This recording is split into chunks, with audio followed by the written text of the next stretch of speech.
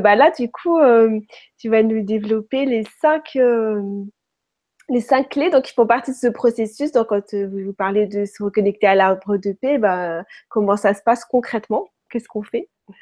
Donc, les 5 facteurs clés, ce sont des éléments donc, qui aident au jour d'aujourd'hui. Nous, tout ce qu'on fait, donc ce programme aide à se reconnecter. Là, c'est un des grands mots. C'est des moments où on vit le stress, le conflit, vraiment la violence. On peut tous connaître.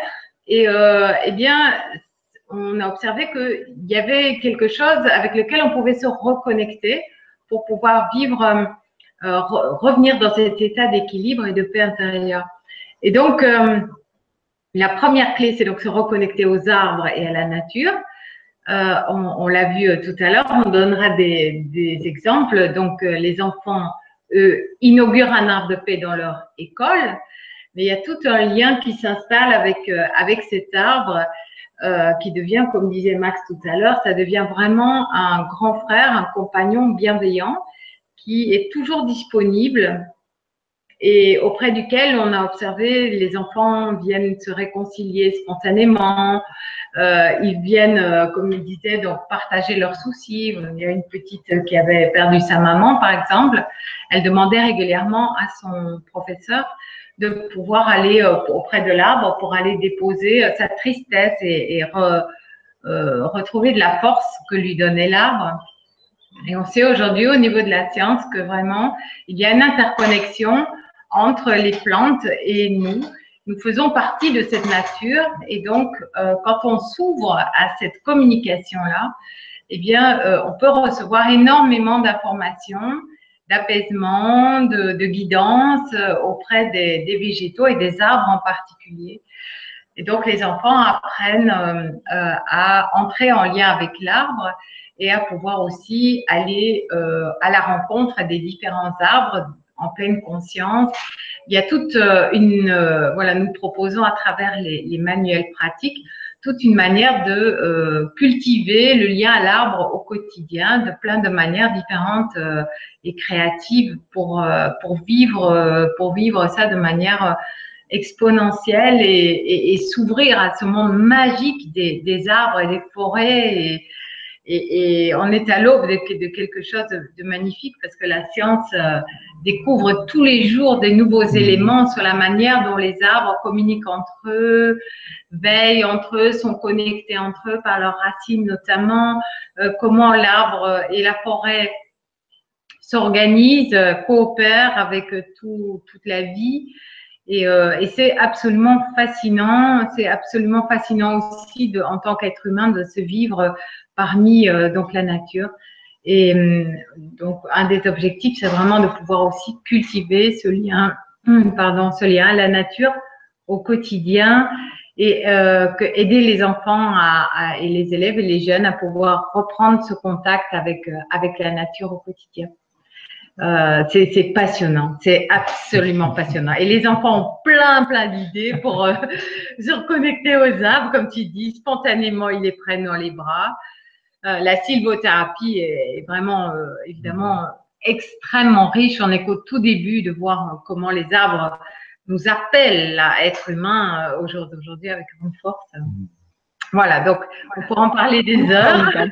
Il y a le manuel pour ça, mais c'est absolument passionnant. C'est de toute beauté et j'ai envie de dire faire l'expérience, juste faire l'expérience, regarder autour de soi les arbres, regarder ceux qui nous attirent, aller prendre contact, oser aller le toucher et rentrer en contact, certains disent, avec l'âme de l'arbre.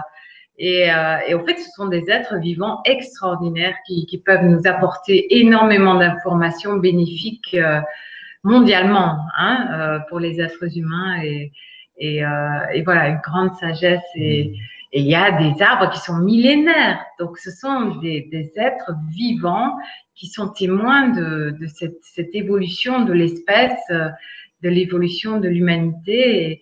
Et ouais, ce sont comme des grands sages pour nous tous aujourd'hui. Et puis, les enfants apprennent aussi d'être en contact avec plus grand que soi, puisque donc nous avons opté sauf dans les écoles où il n'y a pas d'arbres, dans la cour de récréation, où là, les écoles, les enseignants, avec les parents, les chefs d'établissement, sont invités à en planter un ou à en apporter un dans un pot. Donc, ça permet aussi de réintroduire le végétal dans les cours de récréation qui sont très minérales, souvent. Il y a peu de nature. Mais donc, en général, c'est vraiment se connecter avec un arbre existant et de préférence un des plus grands, des plus beaux. Et donc, ça aide aussi dans notre humanité à nous replacer à la bonne place, quelque part parmi la nature et être en contact avec plus grand que soi. Il y a encore beaucoup de mystères autour des végétaux et autour de tout ce qu'ils nous apprennent et permettent. Donc, ça permet ça aussi. Mais donc, cette interaction avec cet ami bienveillant qui est toujours disponible pour nous écouter. Et voilà, il est magnifique. Cette coopération qui se passe autour des grands arbres, c'est phénoménal. On peut que vous conseiller de regarder le film Il était une forêt.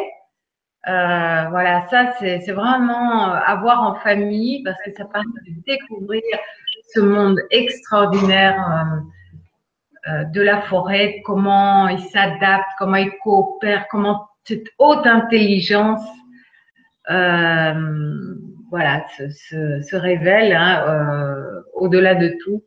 Et voilà, c'est vraiment un film à conseiller. Il y a d'autres films sur les arbres, évidemment, qui sont passionnants, et celui-là est très bien fait. Et il est beau. On ne regarde plus les arbres de la même manière après ça, c'est clair, ni les forêts. Et d'ailleurs, on va le noter en dessous pour que les gens aient le... Super. Il y a des livres formidables aussi autour des arbres et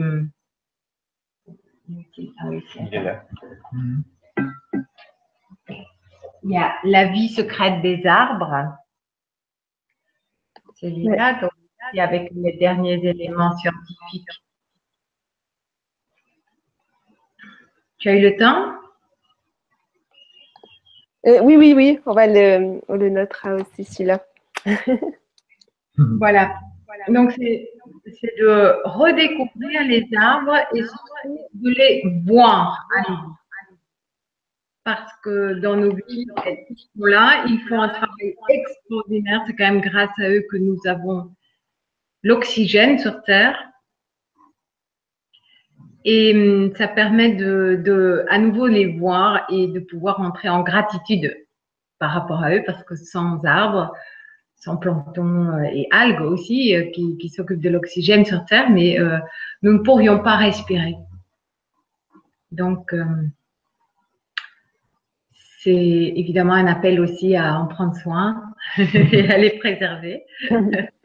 Et c'est aussi cette éducation à l'écologie que nous vivons à travers ce programme de sensibilisation. Voilà, ça c'est pour le premier. C'est aussi de la bienveillance. Et c'est vrai que tu disais par rapport aux enfants qui prennent soin des arbres, à partir du moment où ils ont inauguré un peu de terre, s'il y a d'autres enfants dans l'école qui ne participent pas au programme, parce que dans certaines écoles, il y a une classe et pas d'autres classes, ça dépend des écoles. Mais s'il y a d'autres enfants qui vont faire la volupté et qui ont des gestes un petit peu brusques ou quoi que ce soit, tout de suite, hop, ils viennent et disent non, fais attention, ça c'est notre art de volupté. Ils sont sensibilisés d'une autre façon. Et puis voilà, donc, oui, effectivement, il y a cet apport au niveau écologique, au niveau bienveillance envers la nature et la gratitude et l'appréciation. Donc voilà la première clé. Super. Ah bon, voilà, on passe à la deuxième clé alors. La deuxième clé, c'est un retour à la respiration, donc c'est se reconnecter en conscience à sa respiration. Donc c'est revenir au niveau de sa respiration, mais c'est vraiment y faire attention. Ça apporte le calme, ça apporte l'apaisement, ça apporte la tranquillité, ça apporte beaucoup de sérénité et là aussi, ça permet dès le plus jeune âge de retrouver la confiance, de retrouver le respect de l'autre, de retrouver l'envie de partager avec l'autre. Et vraiment, très souvent, les enfants tout petits ils ressentent très fort ce besoin de calme. Hein, on voit très nettement au niveau des tablettes, des GSM, etc. De plus en plus, les enfants sont connectés à ce genre de choses. Et une fois qu'on prend le temps en place de revenir dans les moments de micro-pause au niveau de la récréation, les instituteurs, les institutrices, dès le plus jeune âge, nous disent, vous savez, ils ressentent très fort quand ils ne sont pas bien. Des mamans me le disent aussi, il y a régulièrement des enfants de 4-5 ans et demi, elle les voit, ils sont en train de jouer, pas spécialement de tablette, elle dit, jouer avec ses filles, et puis à un moment donné, elle s'arrête. Elle dit, maman, je sens que je suis trop énervé à l'intérieur de moi, je vais dans la chambre, je vais faire des exercices de respiration. Donc, de façon totalement violente. C'est génial. 5 ans ou à 4 ans et demi, et en fait, à un moment, je crois tu es angoissé pour le moment, viens vers moi, on va faire ensemble un exercice de respiration. Ou avec ton nana, ou avec leur tante, etc. Et c'est vraiment un partage, mais quelque chose de merveilleux. Une fois qu'ils ont pris cette habitude d'utiliser ce rituel après la récréation, 3 ou 4 mouvements de respiration, 1 à 2 minutes de ressenti dans le cœur, eh bien, très très rapidement, au bout d'une semaine, ou même parfois, dès le lendemain, j'ai eu l'occasion de tester ça avec les enfants de première fin de semaine. J'avais donné un cours d'éducation physique le lundi, et puis le mardi, j'ai cours avec eux, et dès le lendemain, ils étaient prêts. Ils le savaient, ils rentrent très vite dans cette dynamique parce qu'ils sentent vraiment à l'intérieur d'eux que ça leur fait du bien. On a régulièrement des adolescents qui sont pris dans les vidéos sur les GSM, le jeu, les PlayStation, etc. Ils le disent, on sent maintenant, on n'est plus avant, on s'en rend pas compte. Maintenant, on fait les exercices de respiration, on sent et qu'il y a une modification à l'intérieur de nous et justement, ils ressentent très fort le bien-être utilisé. Parce que les enfants, ils l'apprennent aux parents. C'est ce qu'on observe, ces petits jeux exercices que souvent, en fait, et ça, c'est vraiment une des spécificités que Max a introduit aussi, c'est que ce sont les enfants qui inventent les exercices. Et donc, il y a des enseignants qui jamais doivent proposer un exercice. Juste, ils disent, est-ce qu'il y a quelqu'un, c'est un peu agité dans la classe, est-ce qu'il y a quelqu'un qui a un exercice? Et là, il y a toujours un enfant qui a. Et donc, ils viennent devant la classe, et alors, ils font l'exercice par cœur et tout le monde respire. Voilà. Et alors, il dit, c'est l'exercice de l'éléphant, parce qu'ils doivent nommer l'exercice. Ou c'est l'exercice de l'arc-en-ciel. Et alors, tout le monde respire. Et en quelques respirations, c'est le calme, tout le monde est recentré, attentif. Et évidemment, ça oxygène le cerveau. Donc, on voit bien que ça a un impact sur les performances scolaires aussi, y compris lors des examens. Hein, on voit bien que quand on est détendu, le cerveau bien oxygéné, bien en équilibre, eh bien, on a accès à notre plein potentiel à ce moment-là. On sait bien que beaucoup perdent leurs moyens au moment des examens. Et c'est dommage parce qu'ils ont beaucoup étudié. Et donc, c'est aussi avoir des outils pour, quand on sent qu'on est déstabilisé, revenir à la respiration. Et en pleine conscience parce qu'on revient dans l'instant présent. On ne peut pas respirer hier ou demain. On revient d'office dans l'instant présent. Et du coup, le mental, il est apaisé. Et on revient dans l'équilibre. On peut quitter l'état d'inquiétude, de stress, ou de peur, ou de colère, ou de haine. Et on voit bien, les enfants utilisent ces exercices quand ils sont énervés, quand ils chamaillent entre frères et sœurs. Spontanément, ils vont utiliser ça. Ils vont aller se retirer pour se reposer, se respirer un moment, plutôt que de se venger et entrer dans des conflits. C'est pareil aussi pour les parents, les enseignants aussi. On a beaucoup de témoignages des enseignants qui disent je respire beaucoup plus puisqu'à chaque fois je le fais aussi. Et du coup, je suis beaucoup plus calme avec eux. Je crie beaucoup moins sur eux. Et ça a un impact vraiment apaisant pour tout l'entourage aussi, ce qui est explicable scientifiquement évidemment, parce que la personne se reconnecte avec cet état psychophysiologique d'équilibre et qu'on sait qu'on irradie des ondes électromagnétiques, et donc on émet un champ électromagnétique évidemment beaucoup plus paisible qui touche tout ce qui nous entoure. Et donc un professeur ou un parent qui respire très régulièrement, et c'est en ça que les arbres nous aident aussi, si on fait l'association, chaque fois qu'on voit un arbre, on respire en pleine conscience, eh bien ça a un impact sur les enfants. On le sait bien, hein, je veux dire à quel point notre propre stress en tant que parents impacte et influence nos enfants et leur bien-être parce qu'ils captent notre stress. Et donc, quand on peut ne fût-ce que faire un repas ou un moment de faire les devoirs dans cet état, on va d'abord respirer ensemble et ça devient une complicité chouette de se dire allez, on va rester calme aujourd'hui, on va pas s'énerver pendant les devoirs. Voilà.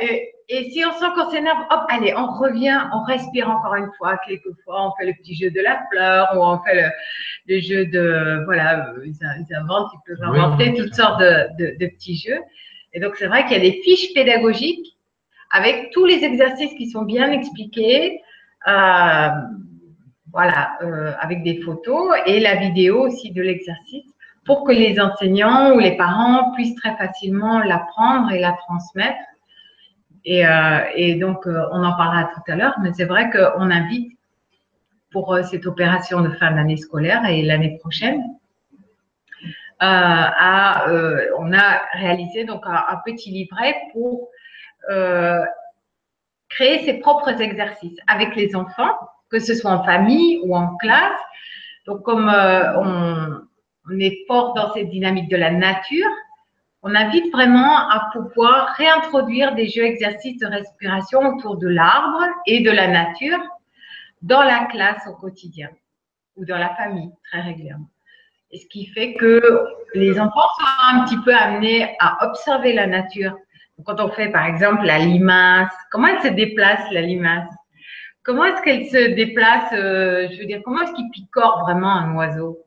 Donc, ils sont obligés de voir comment, d'observer pour pouvoir proposer l'oiseau qui picore, ou enfin, ils le font à leur manière. Et ça, voilà, ça amène de nouveau cette notion de nature, de respiration dans les classes à plusieurs reprises, et toute la créativité liée à l'observation aussi. Et puis, c'est à l'infini. C'est à l'infini. Et là aussi, les garçons et les filles sont sur le même pied d'égalité par rapport à la nature. Donc, il n'y a pas les jeux où les garçons amènent des voitures, les stéréotypes. Mais on peut entrer dans une dynamique où on se retrouve tous sur le même pied d'égalité autour de la nature. Et on parlerait des heures aussi des effets extraordinaires de ces petits moments et comment il y a moyen de jouer, mais même nous, adultes, avec ça, avec notre respiration, quand on marche, quand on se déplace, de créer des petits automatismes dans nos vies de tous les jours pour respirer en pleine conscience plusieurs fois et revenir dans cet état de paix qu'on a en nous. Donc, la troisième clé, c'est donc se reconnecter à son cœur et se reconnecter à l'énergie d'amour que nous avons dans notre cœur. Donc, à l'énergie d'amour dans son cœur, on brise un tabou là et on parle d'énergie d'amour dans notre cœur parce que ça nous semble important que les enfants en parlent très facilement et qu'en fait, c'est vraiment ce qui nous rend le plus heureux sur Terre, c'est de pouvoir partager cette énergie d'amour. Donc, complètement. En lien avec l'état de cohérence cardiaque, donc se reconnecter, sortir de sa tête et descendre sa conscience au niveau du cœur pour se reconnecter à cette extraordinaire énergie d'amour qui est vraiment, comme Einstein le disait, vraiment nous sommes des générateurs d'énergie d'amour. Et quand on est connecté à cette énergie-là, on s'ouvre à des possibles extraordinaires dans nos vies et dans ce que nous devenons capables de faire au niveau de notre potentiel. Et on entre vraiment en contact avec notre plus haut potentiel. Donc, il y a énormément de recherches scientifiques là-dessus sur l'état de cohérence cardiaque qui est utilisé par les sportifs de très haut niveau, qui est utilisé vraiment par les grandes personnalités dans le coaching notamment, mais donc pour pouvoir réouvrir cette vibration au niveau du cœur, cette énergie de cœur qu'on a en nous, c'est aussi cet état d'équilibre psychologique et physiologique. Donc physiologique, les systèmes limbiques, donc sympathiques et parasympathiques sont en équilibre, et en même temps, donc c'est un équilibre psychologique, c'est-à-dire qu'on va ouvrir à nouveau les sentiments. On sait qu'à partir du moment où on est en équilibre dans les sentiments de gratitude, d'appréciation, de compréhension, de douceur, de tendresse, d'amour, eh bien à ce moment-là, on dégage toute autre chose. On dégage toute une dynamique qui touche l'ensemble des personnes autour de nous, mais également des personnes dont c'est comme une onde. On sait bien que nous sommes comme une pierre qu'on lance sur un lac tout calme. Et bien en fait, voilà, ce que nous rayonnons et la beauté, la pureté de nos sentiments va rayonner, impacter les autres, même si eux ne sont pas conscients de ça. Donc ça a été démontré que nous avons un impact sur les autres et nous pouvons agir. Donc ça, c'est vraiment quelque chose qui est important pour nous. On va en parler dans la 4e clé, c'est que les enfants puissent devenir des acteurs de paix. Et c'est-à-dire puissent non pas subir la violence des adultes, les guerres, les dévastations, tout ce qu'on voit aujourd'hui, mais devenir de nouveau des acteurs en revenant dans cet espace à l'intérieur d'eux et en pouvant se reconnecter et à la respiration, donc d'une certaine manière régulière, offrir cette énergie de cohérence, comme on dit. Donc ce n'est pas des énergies de stress, des ondes de stress, mais au contraire d'envoyer de la cohérence donc qui touche toutes les personnes qui nous entourent. Et une personne, on a un impact sur tout le quartier. Il y a des études qui l'ont démontré à quel point quand un groupe de personnes se met ensemble pour faire ça, ça a un impact sur les habitants de toute une ville. Et ça a pu être démontré à quel point il y a une réduction, en effet, à ce moment-là, de violence, d'actes criminels. Donc, on a un impact, et surtout quand on se met ensemble, et au plus on est de personnes à se connecter comme ça, dans le cœur et grâce au cœur, et juste cœur à cœur, à ce moment-là, on rentre dans cette fraternité comme les arbres qui se connectent par les racines. Et à ce moment-là, on n'est plus dans le jugement mental. Quand je te rencontre, Florence, quand je te rencontre juste du cœur, eh bien, tu es ma sœur humaine et juste, donc, je peux t'envoyer ma colombe, tu vois, de cœur vers ton cœur. Et à ce moment-là, c'est ultra simple. Et tout ce qui nous sépare, tous les jugements, tout quoi que ce soit de possible, même tous les passés, toutes les blessures qu'on n'a pas eues, mais je veux dire que j'aurais pu avoir en mémoire ou on sait qu'on ressasse ou tout ça, eh bien, esquisser. Quand je te rencontre juste de cœur à cœur, c'est ultra simple et ça reste simple, surtout quand on le cultive plusieurs fois par jour. Et donc, les enfants apprennent ce fameux jeu, exercice de l'envol de la colombe, du partage, donc l'envoi de la colombe. Et on en parlera tout à l'heure. Oui, donc ça retenait bien l'envol de la colombe parce que c'est un élément important pour la suite. C'est très fort à vivre, c'est très fort à offrir et c'est très fort à recevoir. Et on a pu l'expérimenter lors de l'inauguration de l'arbre de paix d'un village l'été dernier. Eh bien, vraiment, il y a un partage de colombes avec tous les habitants qui a été filmé par drone. C'était magnifique et c'est très, très fort. C'est très, très fort ce qui se passe dans cette reliance au niveau du cœur.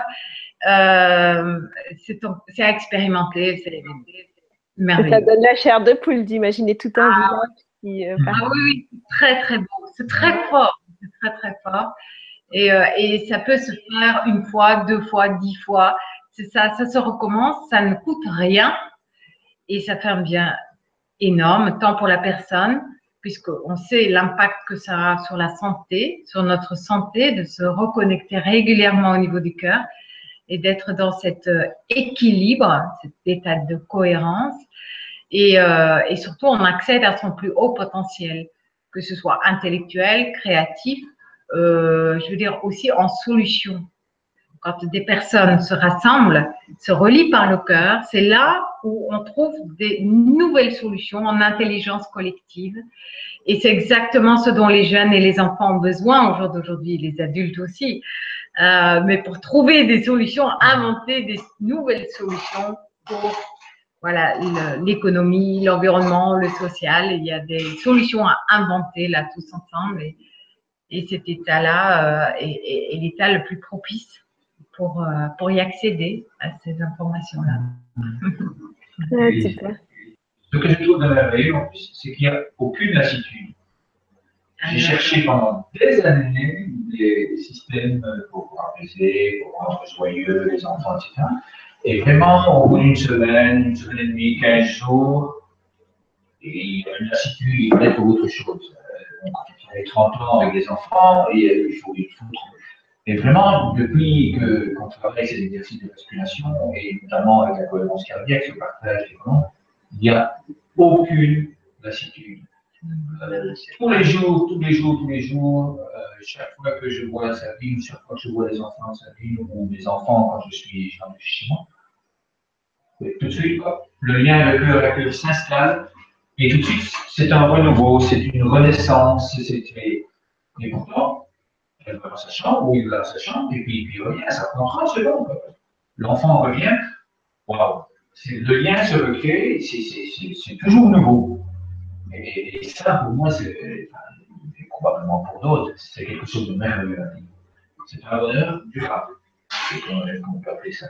Et donc, on vit l'harmonie beau.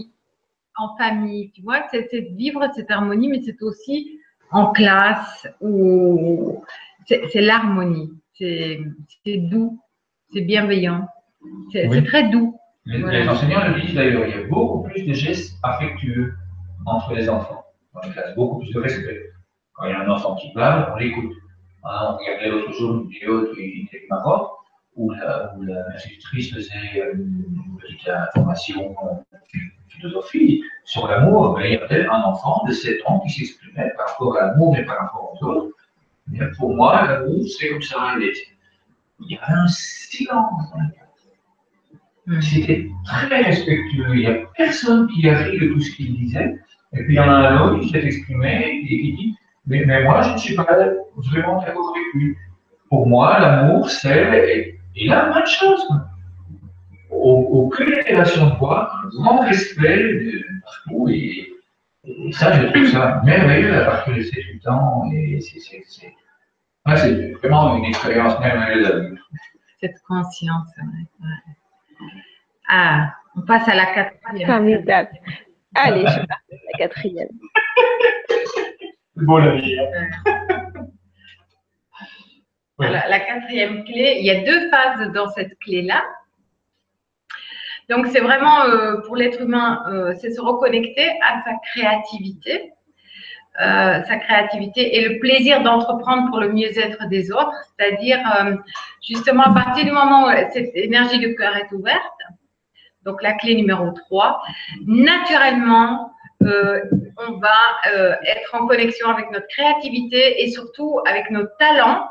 Et comment est-ce que nos talents vont pouvoir être utilisés ou mis au service du mieux-être des autres.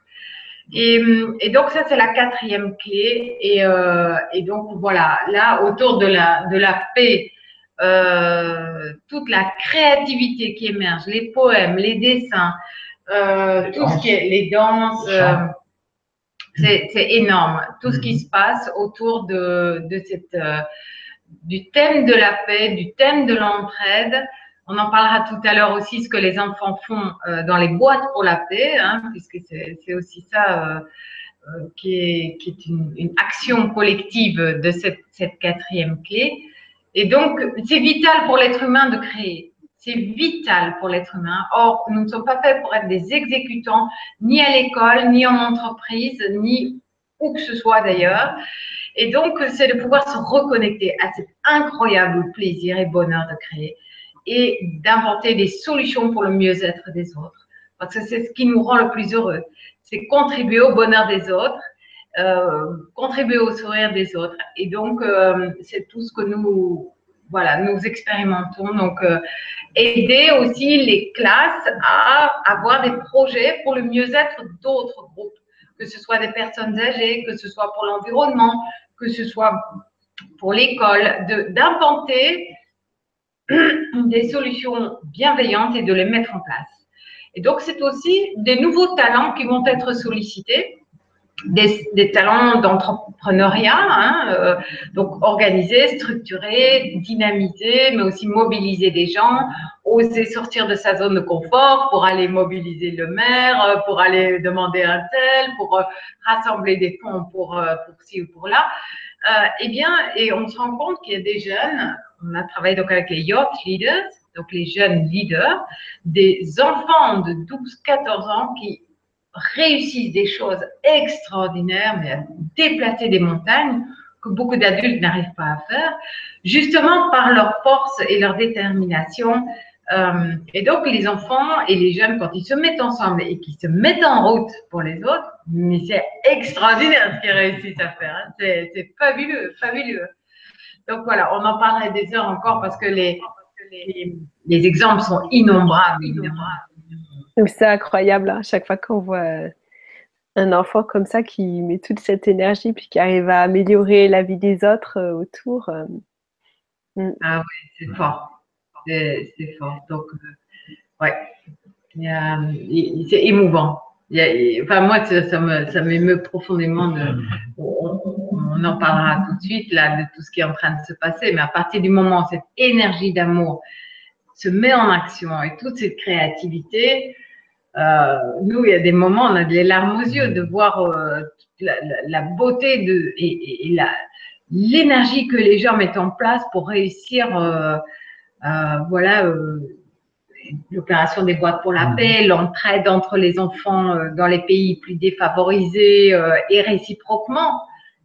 Et donc, c'est de toute beauté. Ce qu'on n'a pas pu dire aussi, c'est donc il y a un groupe d'anciens casques bleus de l'ONU, donc des personnes qui ont risqué leur vie pour la paix, qui se sont rapprochés de nous parce que ce programme des arbres de paix leur paraissait vraiment très intéressant, que ce soit quand ils sont en mission d'anciens casques bleus avec les habitants là-bas, donc les populations là-bas, ou pour se ressourcer en tant que militaire, hein, parce qu'ils voient des choses horribles et qu'il y en a beaucoup qui souffrent de stress post-traumatique parce que c'est trop horrible ce qu'ils voient. Et donc, l'arbre, ils ont bien senti que l'arbre pouvait les aider là-dedans aussi, le souffle pour revenir en équilibre au fur et à mesure et de s'occuper de cette hygiène quelque part pour pouvoir être à nouveau renouvelé.